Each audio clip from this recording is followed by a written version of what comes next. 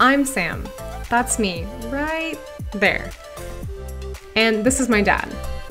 And in 2018, the two of us backpacked the Kerry Way in Ireland. We didn't get around to editing these videos until now, and when we sat down to look at them, a flood of memories came back to us. We realized we actually had a lot of good stories from Ireland, and we wanted to share them to hopefully encourage more people to get outside and explore. What you're about to hear are all stories from different parts of our trip, but I feel like I should give you some background first. When I made the decision to go to Ireland, it was the end of summer and I hadn't gone on a trip all year. Not even a weekend camping trip. And if you know me, you know that's enough to make me more than a little crazy. I was in an REI when I saw this. And that's pretty much all it took. I went home, I read up on some hiking trails in Ireland, and within a few minutes, I came across the Kerry Way. 133 miles of mixed terrain, quaint Irish towns, and coastal vistas. What's not to love? It really sounded like you'll be so glad when we're done with this part of the trip. That's what it sounded like you said. Can you hear my knees creaking? It's them talking. So I literally booked a cheap flight for myself within 5 minutes of finding the Kerry Way. Who cares that flights to Ireland are only cheap in the dead of winter? But then I thought, you know who would love to do this? Yeah, you guessed it. So I booked a flight for my dad too, knowing that even if he was mad, he'd get over it. Smile, you're in Ireland. So that's the story of how I dragged my dad into this amazing, beautiful, stressful, cold, scenic adventure. Without further ado, here's what it's like to backpack the Kerry Way.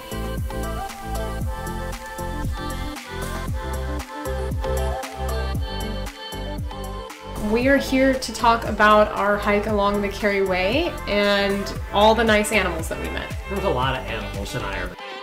The weirdest thing is they were all friendly. Like here in America, when you see a cow, it runs away from you. Yes. In Ireland, the cows run towards you. I bought carrots at the store for 30 cents. And it's true, we saw like a lot of friendly cows. But as my dad will tell you, it wasn't just cows. So we're walking along, and we're just, our heads down. I think we're both a little tired this day. And all of a sudden we hear this braying, and this donkey comes running over to the fence. Yeah, definitely like calling us over there. I spent a few minutes with this donkey, probably more than I should have because we had places to be. I do blame this as the reason why the trail took so long because I stopped constantly. These ponies in particular were very persistent. That fence in the background, they have those, what are those things you call when you climb over the fence? What was those called again? Oh, I don't remember the stairs, like the things you climb to get over the fences. These are called turnstiles, and they are all over the Kerry Way. Anyway, back to the story. Yeah. So we were sitting on there and we see one of those ponies literally running down the hill from like 300 yards away. And we're like, oh my god, what is that? There's a hot wire on the one side and he actually just ducked under it. Yeah, these ponies were so aggressive though. Even walking away, they would literally like push and try to knock you over. Because we had carrots, like Samantha wouldn't even take the carrot anymore. She was afraid of the ponies because they were that aggressive. I think that's Shetland ponies for you. Seriously, they were aggressive. Interacting with animals in the Kerry Way is inevitable. The trail meanders through so many pastures used for grazing that seeing livestock up close and personal happens like every 3 miles. You expect to make a new friend every time you climb down a turnstile and into a new pasture. It really became a big part of what I looked forward to every day on the trail. But maybe the only thing more impactful than the animals was the people. Our experiences with people on this trail were profound. Like, ugly crying into my hands profound. While it should be noted that I've almost never had a bad experience with anyone on any trail, the people that we met in Ireland rank among the most generous I have ever met. The end of this day was just brutal. I looked on my map and I saw that there was a campground about a mile out of the way. I wasn't sure if it was going to be open. Now you have to remember, this is late December. This is around Christmas time, and it's also not the season for camping. So we walk all the way out there and this campground says open year round. but there's no one there. So we don't know who to pay, how to pay them. It was locked up. We didn't have cash. All this just seems like it's going wrong. It's dark. Yeah, it's already dark at this point. Yeah.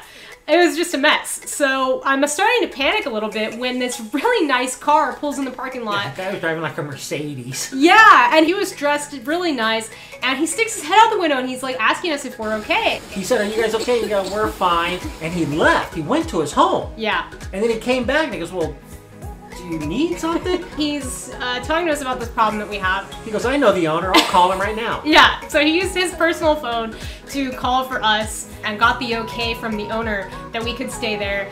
And he's just super helpful. So anyway, fast forward a ways, we walk all the way into town, which do not recommend this There's walk. no shoulder, no sidewalk, and it was dark at this point. And cars are flying past us at however fast cars go in Ireland. So we get into town, have some food. The waiter at the restaurant goes, "Well, where are you guys staying?" And we told him. He goes, "Oh, how are you going to get back?" "Oh, I'm going to walk." He goes, "Well, let me call you a cab." I mean, Yeah, above and beyond, like in every sense of the word. So we got a cab ride back to our campground. Alright, here's where we camped last night. Already took down the tents though. And we were looking around our campground and realized that somebody has left soup. Yeah. that cash he left in the bag, he left a note that said, "Hey, here's money for the campground." It was super sweet. He left a pot of stew, a bottle of vodka. It made me cry. Like, I was just thinking that somebody went so far out of their way to help two complete strangers. That was really the highlight of almost the entire trip. That's part of the culture there that we got to see firsthand and we really loved. So that's a really good argument for going to see Ireland on foot, because if you rent a car and you just drive around and plan it, you're not going to get these experiences. This is Wave Crest. Super nice people, super nice place. As absolutely incredible as this act of kindness was, it wasn't the last time we were met with this kind of generosity. In fact, it wasn't even the penultimate time. It happened to be Boxing Day when we got to Sneem, and all of the hotels in town were closed. We showed up to a hotel that some people in town told us might be open, only to find the parking lot, like, completely empty, except for one car, a man, and his dog. So here's another rough day. Samantha had a horrible headache. We're staying in a hotel. We're not camping tonight. And we find like this resort, like a 5-star resort. It says that it's open, and we go there, and it's deserted. And he rides over to us and goes, "You guys okay?" And we're like, "Yeah," just like kind of like at the other place. And he goes, "Yeah, I'll get you set up. I mean, how much are you guys thinking to spend?" And I think I said something like $70. He goes, "Oh, you're gonna have to do better than that." And he goes, "How about 100? He was the owner of this place, by the way. He set us up in an apartment. A huge hotel, like 5 or 6 stories, really nice. And then off to the side, there was like 5 or 6, big buildings that were apartments. Yes, so they had washer and dryer set up, a dishwasher, a sink, a 2 refrigerator. bedrooms, a full living Yeah. room. We had a balcony. A balcony is overlooking a beautiful, beautiful view, and he lets us in for €100, which was super. I mean, that was a very good deal. There was very little open, and he's like, "Well, how are you guys doing on food?" And we said, "Well, we don't really have that much, but we're okay." And he said, No, just wait here. I'll go grab you some from the hotel." So he goes and he gets everything that they had. I mean, there was All sorts of like pastries. He comes back with like the silver platter, like 2 feet by 2 feet, just full of stuff. I'm feeling guilty at this point because all our gear is filthy. I'm in the bathroom trying to wash my tent in the bathtub. And the bad part is we still have not left a Yelp review. Well, better late than never, I guess. Basically everywhere we had experiences like this. We booked a B&B in this one town because that's all there was. It was Christmas Eve. Oh God, oh my gosh. It was the only thing that said online that it was open. Thank God this one place is open. Yeah. Show up at this poor guy's door and he's like, "Oh, I must have forgot to turn that off." And We're like, well, we can leave. And he's like, no, don't worry about it. I'm like, Yep. I guess he's like a local celebrity, and he does a charity run every Christmas, and that was the day. And he goes, "Look, I just need to be out of here by like 7:30, and you guys can be up." He had a busy day already planned. Yep. And he went out of his way to make sure we had a room. He made us and breakfast. A very nice breakfast, by the way. There's so many times I was just baffled. I was like, "Why are you doing this for us?" Okay, so we are leaving Ardmore House in Kenmare.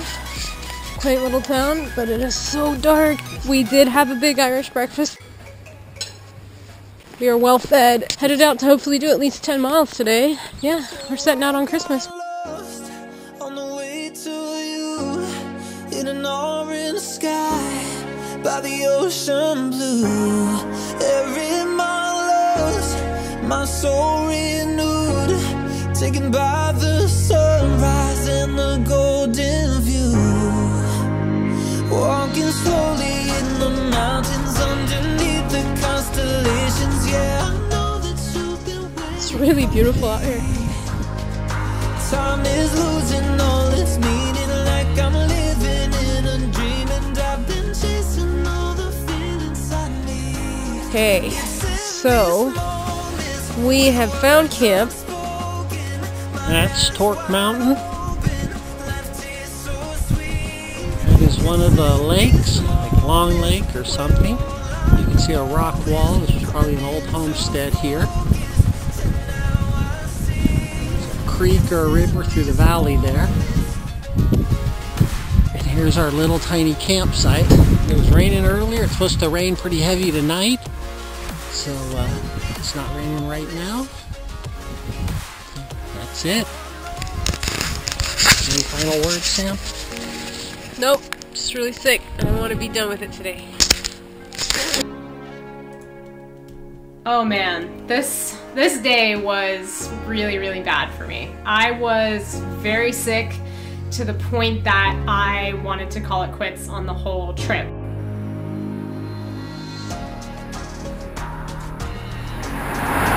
gonna be a rough day. Yeah. You make it?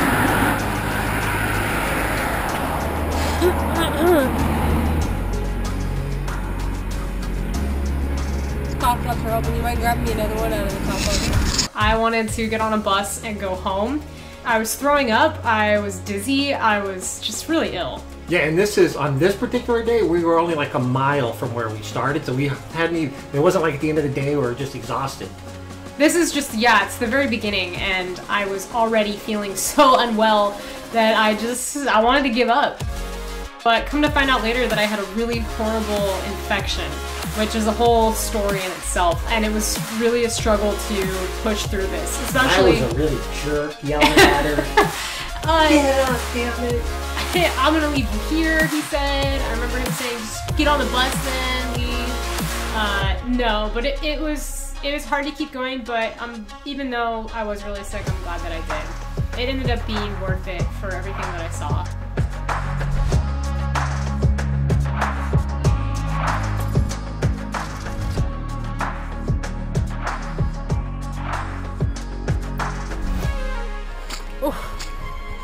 Bogs are very weird.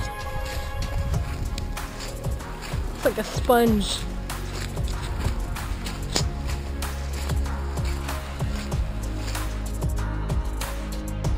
You had a fever, you were really sick, so I'm glad this was pre-COVID. And I was kicked off the train.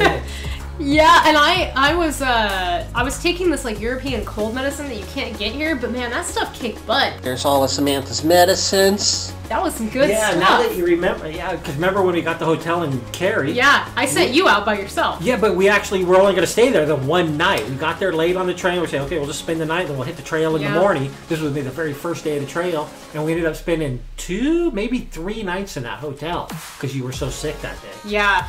But we are going to walk. How many miles? 6? At least 6 miles today. 6 miles. We're hoping for better mileage on our other days, but given the fact that I have some kind of crazy low-grade pneumonia, we are going to not.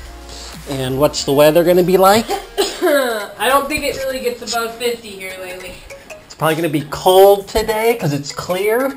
Yeah, so we're looking forward to some cold days and nights up there. And then it's going to be raining the next week. Love it. It hasn't really rained since we've been here, so that's going to be really fun. All right. Any final words?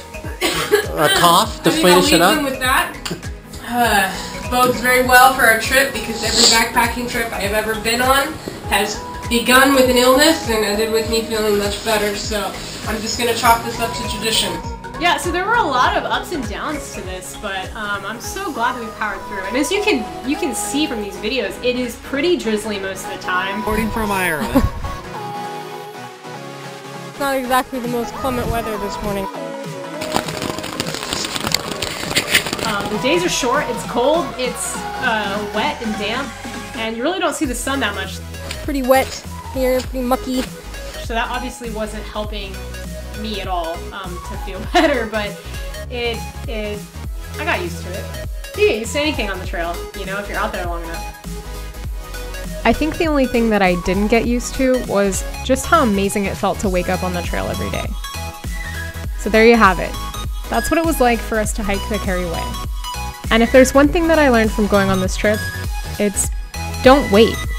If there's an adventure that you want to go on, just go. Don't let anything stand in your way.